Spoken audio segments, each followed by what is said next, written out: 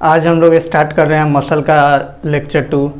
ऐसे हम लोग पिछले वीडियो में मसल्स के बारे में लेक्चर 1 में बता चुके हैं और उसमें बताए थे मसल्स क्या होता है, मसल्स का जो एनाटॉमी है उसके बारे में और टाइप ऑफ मसल के बारे में बताए थे। स्केलेटल मसल, स्मूथ मसल और कार्डियक मसल क्या होता है। तो आज हम लोग नया टॉपिक लेके आए हैं स्ट्रक्चर एसोसिएटेड विद मसल का।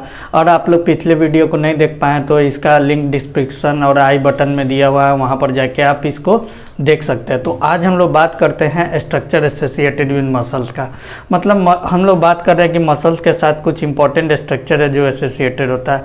इसको सिंपल लैंग्वेज में समझते हैं, जैसे कि अगर कोई भी चीज़ को किसी चीज़ से अटैच करने के लिए मीडियम चाहिए। जैसे अगर कोई भी चीज़ को, जैसे फॉर एग्जांपल ये बोर्ड ही है, इस बोर्ड को दीवार में हम अटैच किए तो इसके लिए कोई मीडियम है जहाँ से ये अटैच हो रहा है। मतलब हर चीज़ को अटैच करने के लिए एक मीडियम चाहिए। इसी तरह हम लोग के मसल्स को बोन से जहाँ अटैचमेंट है या कुछ मसल जो मसल से ही अटैच है तो उसके अटैचमेंट के लिए एक मीडियम होता है। तो कुछ ऐसा इम्पोर्टेंट स्ट्रक्चर होता है, एक मीडियम होता है जो मसल्स को एक दूसरे से अटैच करने में हेल्प करता है। तो आज हम लोग कुछ इम्पोर्टेंट स्ट्रक्चर के बारे में बात कर रहे हैं। तो हम चलते हैं हम लोग बोर्ड पर, जो पहले से लिख रखा हूँ मैंने, तो देखते हैं। सबसे पहले हम लोग बात करते हैं टेंडन्स के बारे में। तो टेंडन्स के बारे में आप लोग पहले से भी जानते होंगे, एक बार इसको रिपीट कर देते हैं और रिवाइज कर देते हैं। तो टेंडन्स क्या है? Tendons are fibrous band. एक टेंडन क्या है? एक फाइब्रस बैंड है डेंस कनेक्टिव टिश्यू का। जो कनेक्टिव टिश्यू है वो एक फाइब्रस बैंड बनाया, जस्ट लाइक ए रोप। जैसे रस्सी होता है ना, रस्सी को जैसे खोलते तो एक एक धागा मिल के जिस तरह से एक रोप बना देता है, उसी तरह फाइब्रस बैंड मिल के टेंडन बना देता है। और इसका काम क्या होता है टेंडन का? तो ये कनेक्ट करता है मसल्स को बोन से या फिर कार्टिलेज से। तो टेंडन का काम क्या होता है? मसल्स को बोन या कार्टिलेज से कनेक्ट करने का। और ये किससे बना हुआ रहता है? Dense fibrous band of dense connective tissue. अब हम लोग नेक्स्ट बात करते हैं, टेंडन समझ गया, मसल को बोन से कनेक्ट करता है और कार्टिलेज से। अब हम लोग बात करते हैं लिगामेंट के बारे में। तो लिगामेंट क्या होता है? तो लिगामेंट भी टेंडन ही की तरह होता है, बस इसमें थोड़ा सा डिफरेंस है, हम आपको क्लियर कर देते हैं और इसको याद भी रखिएगा। लिगामेंट जो होता है टेंडन ही की तरह होता है और ये भी फाइब्रस बैंड का ही बना हुआ रहता है। ये भी ये बैंड का बना हुआ रहता है और कहीं कहीं ये इसका स्ट्रक्चर सीट जैसा भी रहता है। ये क्या करता है? बोन को कनेक्ट करता है, मतलब बोन्स टू बोन का कनेक्शन करता है लिगामेंट। लिगामेंट क्या करता है? बोन्स टू बोन को जोड़ता है, जिस तरह टेंडन बताया कि मसल टू बोन को जोड़ता है। जैसे कि यहाँ पर हम एक डायग्राम बना देते हैं। ये आपका कोई एक पार्टिकुलर बोन हो गया, कोई भी बोन हो गया पार्टिकुलर, इसका हम सेक्शन ले लिए, ठीक। और यहाँ पर एक स्ट्रक्चर है, यहाँ पर एक ज्वाइंट बन रहा है, ये स्ट्रक्चर है, ये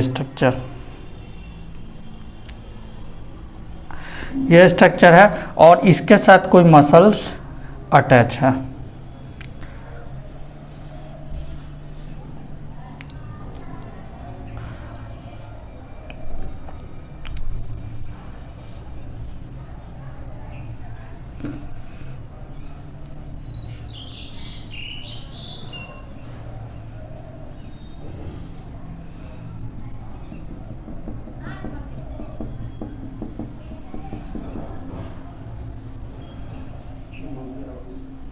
देखो, जैसा कि आप फिगर देख रहे हैं, एक रफ डायग्राम बनाए हैं।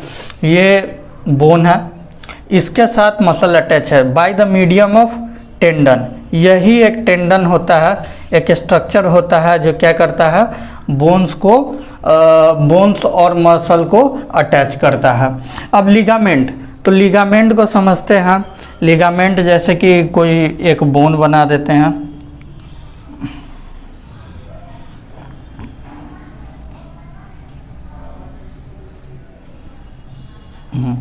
यहाँ पर इस बोन को, यहाँ पर एक इस तरह का कोई स्ट्रक्चर होता है। एक मिनट,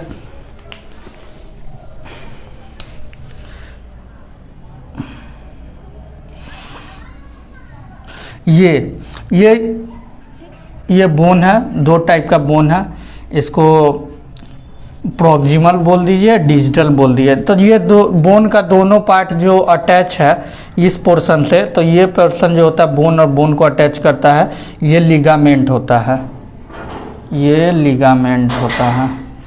तो यही चीज़ डिफरेंस है टेंडन और लिगामेंट में। बेसिकली टेंडन क्या किया, मसल्स टू बोन, और बोन टू बोन जहाँ अटैच हो रहा है वो लिगामेंट होता है। ठीक है, आपको पिक्चर से क्लियर समझ में आ गया होगा, एक आइडिया मिल गया होगा।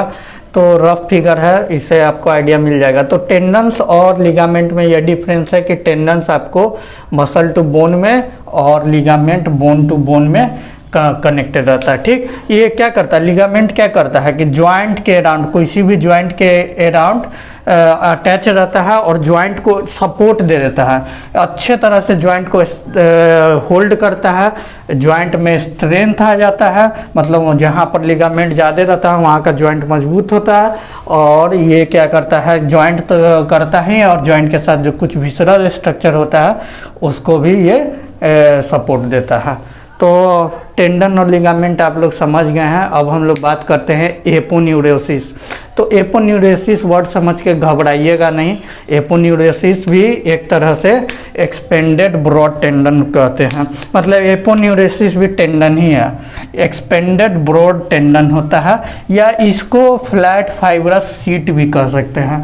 Aponeurosis are expanded broad tendon, tendon ही है, टेंडन बहुत सारे टेंडन मिल के एक सीट लाइक स्ट्रक्चर बना दिया है, एक प्लेट लाइक स्ट्रक्चर टेंडन, उसके ऊपर फिर टेंडन, एक सीट ऐसा स्ट्रक्चर बना दिया है, उसको एपोन्यूरोसिस बोलते हैं। और ये एपोन्यूरोसिस आपको कहाँ पर मिलेगा, तो वहीं जहाँ पर मसल का ओरिजिन होता है और इंसर्शन होता है। बस गौर करना है आप लोग को बात कि जितना भी फ्लैट मसल्स होता है, जितना भी फ्लैट मसल्स होता है, जितना भी फ्लैट मसल, उसके ओरिजिन और इंसर्शन पॉइंट पर एपोन्यूरोसिस आपको मिलेगा, जो कि एक एक्सपेंडेड ब्रॉड टेंडन और फाइब्रस सीट लाइक स्ट्रक्चर होता है। तो समझ गया टेंडन, लिगामेंट और एपोन्यूरोसिस क्या होता है, समझ गया। अब हम लोग बात करते हैं रेटिनाकुलम के बारे में। रेटिनाकुलम, तो रेटिनाकुलम क्या होता है, ये भी क्या होता है कि एक फाइब्रस बैंड होता है, एक फेसिया टाइप का स्ट्रक्चर होता है। Retinaculum is a fibrous band और थिक एंड डीप फेसिया, मतलब फाइब्रस बैंड रहता है और थिक एंड एकदम लेयर होता है, डीप फेसिया का मोटा लेयर होता है, थिक लेयर होता है अराउंड द टेंडन्स। और ये क्या कहाँ पर होता है, रेटिनाकुलम टेंडन के अराउंड होता है। टेंडन कहाँ, जैसे कि मसल्स और बोन को कनेक्ट कर दिया है वहाँ पर टेंडन, तो उसके अराउंड एक स्ट्रक्चर मिलता है जिसको बोलते हैं रेटिनाकुलम, जो कि फाइब्रस बैंड और थिक एंड डीप फेसिया का रहता है। और ये क्या करता है कि एक स्ट्रक्चर को प्लेस में होल्ड करके रखता है। कहने का मतलब है कि कोई भी बोन्स है या जॉइंट है, वहाँ से जितने भी स्ट्रक्चर पास हो रहे हैं, अगर बहुत सारे स्ट्रक्चर पास हो रहे हैं, समझ के ये कि आप एक तार को पास कर रहे हैं, आपको डिफरेंट तार को, बहुत सारे तार को पास करना है, तो क्या करते हैं वहाँ पर बहुत सारे तार को क्लोज करने के लिए कोई ग्रिप दे देते हैं या टेप से बांध देते हैं, उसको अटैच कर देते हैं। तो क्या होता है, वो दो सारा जो तार रहता है एक जगह एक स्ट्रक्चर में आराम से प्लेस रहता है, एकदम होल्ड रहता है, इधर उधर तार उजरा नहीं सकता है। तो यही आपको समझाने का तरीका है कि जितना भी स्ट्रक्चर जो होता है पास किया हुआ रहता है उसको ये होल्ड करता है रेटिनाकुलम। तो आपको कुछ एग्जाम्पल बता देते हैं रेटिनाकुलम का, जिससे समझ में आ जाएगा। सबसे पहले आपको रिस्ट में मिलेगा, यहाँ पर रिस्ट में फ्लेक्सर और एक्सटेंसर। तो flexor and extension retinaculum of wrist, यहाँ पर भी रेटिनाकुलम होता है, यहाँ से रिस्ट से बहुत सारा स्ट्रक्चर पास होता है, उसको होल्ड किया जाता है। उसके बाद नी में मिलेगा, घुटना में आपको मिलेगा lateral retinaculum and medial patellar retinaculum. Knee में। उसके बाद उसी तरह से एंकर में मिलेगा फ्लेक्सर रेटिनाकुलम ऑफ फुट या superior extensor retinaculum of foot या inferior extensor retinaculum of foot या superior fibular and inferior fibular retinaculum of foot. ये जितना रेटिनाकुलम है वहाँ से जितना स्ट्रक्चर का पास हुआ जाता है उसको एक प्रॉपर तरीके से होल्ड करके रखता है। तो समझ गया रेटिनाकुलम। अब हम लोग बात करते हैं दूसरा टर्म बर्सा। तो बर्सा क्या होता है? तो बर्सा भी एक सैक लाइक स्ट्रक्चर होता है जिसमें विसरल फ्लूइड होता है। विसरल फ्लूइड, अब विसरल फ्लूइड का काम क्या होता है? तो विसरल फ्लूइड का काम होता है कि फ्रिक्शन को रिड्यूस करें। मतलब किसी भी बोन के बीच में अगर मूवमेंट हो रहा है तो वहाँ पर फ्रिक्शन बन रहा है। तो फ्रिक्शन बनने के कारण हो सकता है कि बोन में ज़्यादा फ्रिक्शन डेवलप हो तो वो डैमेज कर सकता है। तो उसको बचाने के लिए एक स्ट्रक्चर होता है जो बर्सा, जो सैक लाइक विसरल फ्लूइड होता है। मतलब उसके बीच में एक फ्लूइड होता है, जनरली उसको साइनोवियल फ्लूइड भी कह सकते हैं, जो कि जॉइंट्स के बीच में आपको मिलता है। तो वो ऐसा ही फ्लूइड होता है जो कि क्या करता है, फ्रिक्शन को कम करता है। यही बर्सा है। तो बर्सा आर फ्लैटेंड, मतलब ये flattened sac of synovial membrane होता है। इसका मेम्ब्रेन होता है साइनोवियल मेम्ब्रेन का, और जो जितना भी साइनोवियल मेम्ब्रेन होता है वहाँ पर साइनोवियल फ्लूइड आपको मिलेगा। तो साइनोवियल मेम्ब्रेन का रहता है जिसमें एक फ्लूइड रहता है, इसको विसिड फ्लूइड या साइनोवियल फ्लूइड भी बोलते हैं। इसका काम क्या है? इस जॉइंट को मॉइस्चराइज करेगा या लुब्रिकेट करेगा, मतलब जॉइंट का मूवमेंट को स्मूथ बना देगा ये बर्सा। और ये क्या करेगा? फ्रिक्शन को रिड्यूस करेगा। ये कहाँ कहाँ मिल सकता है? तो आपके दो बोन के बीच में होता है, दो बोन के सरफेस होता है उसके बीच में होता है कि अगर मूवमेंट हुआ या बोन के बीच में मूवमेंट हुआ तो ये बर्सा सैक लाइक होता है, उसको फ्रिक्शन को कम करेगा। या आपको लिगामेंट या कुछ टेंडन के पास मिलेगा। तो इसका भी एग्जाम्पल है। इसका भी एग्जाम्पल देने के लिए हम आगे बढ़ते हैं। पहले इसको रब कर दें और फिर से लिख देते हैं, उसके बाद आगे बढ़ते हैं। Synovial bursa between bones and muscle tendons and ligament. Synovial bursa आपको मिलेगा बोन्स में, मसल्स में, टेंडन्स में और लिगामेंट में। यहाँ भी इसका काम वही होगा, फ्रिक्शन को रिड्यूस करना। उसके बाद एक और दूसरा टाइप होता है सुपरफिशियल बर्सा। तो सुपरफिशियल बर्सा होता है आपको कहाँ? सुपरफिशियल टर्म है, यानी जस्ट बिलो द स्किन आपको मिलेगा। उसके बाद बिटवीन स्किन एंड बोन, जो बोन और स्किन के बीच में जो स्पेस होता है उसके बीच में सुपरफिशियल बर्सा होगा। यहाँ पर भी फ्रिक्शन को कम करेगा। इसका एग्जाम्पल होता है, बेस्ट एक होता है patellar bursa at the knee and olecranon bursa at the elbow. वहाँ पर बोन प्रोमिनेंट होता है ये एरिया में, तो यहाँ पर बर्सा मिलता है। अब बात करते हैं दूसरे टर्म के बारे में जिसको कहते हैं रैफे। तो रैफे क्या होता है? तो रैफे जो टर्म होता है कॉमनली यूज करते हैं with reference to the structure forming the fuse end of two flat muscle sheet. मतलब कि दो मसल सीट होता है, दो मसल सीट जहाँ पर साइमेट्रिकली दो मसल सीट जो होता है साइमेट्रिकली एक दूसरे से अटैच करता है, तो वहीं के फ्यूज एंड पर जो स्ट्रक्चर बनता है उसको कॉमनली हम लोग रैफे कहते हैं। ये एक रिफरेंस होता है स्ट्रक्चर जो कि फ्यूज एंड पे फॉर्म करता है टू फ्लैट मसल सीट के। इसका कुछ एग्जाम्पल है, जैसे फरेंजियल रैफ है, वहाँ पर भी यही रैफ दो स्ट्रक्चर को फ्यूज करके और उसके बाद ये रैफे बना देता है, जिसका एग्जाम्पल एक फरेंजियल रैफ है, एक पैटेरोगोमैंडिबुलर रैफ है, फिर स्कॉटल सैक में होता है स्कॉटल रैफ है, उसके बाद माइलोहाइड रैफ है। अब हम लोग बात करते हैं फेसिया के बारे में। तो फेसिया क्या है? फेसिया अगेन ये भी एक फाइब्रस सीट है। मतलब अभी तक जितना आप बात किए उसमें देखिएगा आपको सब कुछ एक फाइब्रस सीट का बना हुआ है।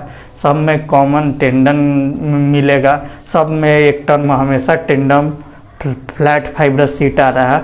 बस ये सब टर्म जो है डिफरेंट प्लेस पर डिफरेंट स्ट्रक्चर और जिसका उसके हिसाब से, जैसे कि हम लोग जानते ही हैं कि जैसे ही स्ट्रक्चर डिफरेंट होता है तो फंक्शन भी उसका डिफरेंट होता है, तो उसी हिसाब से ये सब टर्म यूज किया जाता है जो कि स्ट्रक्चर है मसल से associated. It is a fibrous sheet that envelope the body under the skin. मतलब कि ये जो फेसिया है ये फाइब्रस शीट है, ये क्या करता है स्किन के अंदर के बॉडी को इन्वॉल्व करता है। जैसे ही हम लोग अगर सर्जरी में देखते हैं स्किन के लेयर को जैसे ही कट करते हैं, इसके बाद स्किन के लेयर को तब मसल से ऊपर मसल्स स्किन के लेयर को जैसे ही कट करते हैं तो कट करने के बाद आपको मसल्स मिलेगा। ऐसा नहीं है कि आपको तुरंत स्किन कट किया मसल्स मिलेगा, जैसे ही स्किन का कट किया तो उसके बाद आपको मिलेगा सुपरफिशियल फेसिया जो कि मसल को कवर किया हुआ रहता है। उसके बाद फिर और कट करेंगे तब डीप फेसिया निकलेगा, देन आफ्टर मसल्स आ जाएगा। तो यही फेसिया है जो फाइब्रस शीट होता है जो कि बॉडी को इन्वेलप करता है under the skin and invest the muscles में जाके इन्वेस्ट कर जाता है। तो इस फेसिया का 2 लेयर होता है, अभी बताएं, एक सुपरफिशियल होता है और एक डीप फेसिया होता है। तो सुपरफिशियल फेसिया जो होता है स्किन के जस्ट बिलो मिलेगा आपको मसल के ऊपर, और ये के यहाँ पर आपको मिलेगा fat, cutaneous vessels, nerves, lymphatics and कुछ ग्लैंड्स। और डीप फेसिया, जो कि डीप फेसिया होता है सुपरफिशियल के लेयर के नीचे एकदम डीप होता है, और यहाँ पर आपको नो शार्प डिस्टिंक्शंस ऑफ ईपीमाइजियम, मतलब कि यहाँ पर आपको ईपीमाइजियम का डिस्टिंक्ट बॉर्डर नहीं मिलेगा। अब ईपीमाइजियम पिछले वीडियो में हम बताए थे, एक बार फिर रिपीट कर देते हैं। जितना भी मसल्स है उसके होल मसल के कवरिंग को बोलते हैं ईपीमाइजियम। तो जैसा कि आपको आज ये सब स्ट्रक्चर मसल से एसोसिएटेड बता दे रहे हैं। हाँ, और एक बात और बताना चाहता हूँ कि कुछ हमारे स्टूडेंट कमेंट्स के हैं नोट्स के लिए, तो इसके लिए थोड़ा मैं सॉरी बोलता हूँ, थोड़ा लेट हो सकता है क्योंकि हमारे टीम अभी वेबसाइट पर काम कर रहे हैं। तो हो सकता है आपको बहुत जल्दी ही नोट्स मिल जाएगा, इसके लिए घबराने की ज़रूरत नहीं है। आप लोग बने रहिए, और कोई भी प्रॉब्लम होगा तो आप अपना फीडबैक ज़रूर दीजिए। ये बहुत अच्छा बात है हम लोग के लिए, क्या कि हम लोग भी बहुत मेहनत कर रहे हैं कोई चीज़ को समझाने के लिए। तो वीडियो में आप लोग बने रहिए, वीडियो को लाइक कीजिए, सब्सक्राइब कीजिए, और एक बात और, बेल आइकन ज़रूर दे दीजिए ताकि आपको नेक्स्ट वीडियो का नोटिफिकेशन आते रहे। Thank you, thanks for watching.